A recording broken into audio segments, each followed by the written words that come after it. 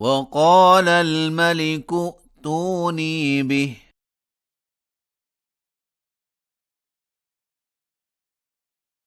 فلما جاءه الرسول قال ارجع إلى ربك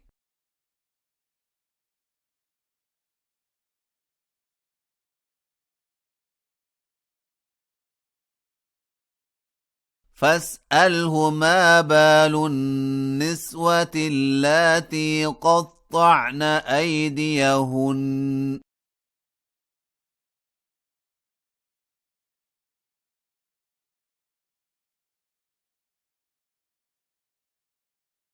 إن ربي بكيدهن عليم.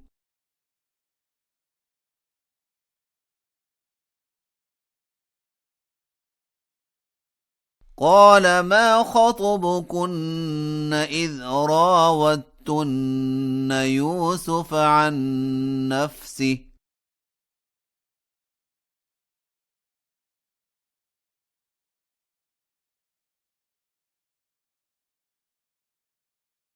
قلن حاش لله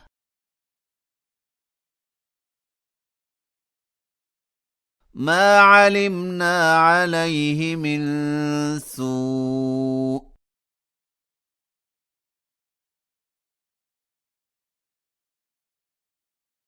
قالت امرأة العزيز الآن حصحص الحق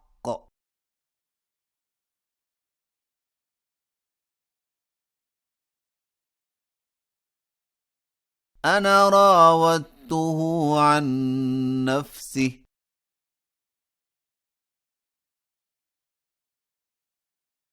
وإنه لمن الصادقين.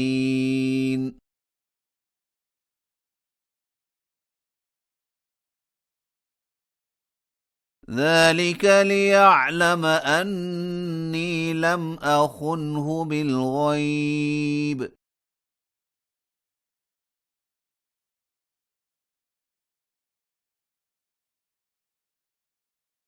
وأن الله لا يهدي كيد الخائنين.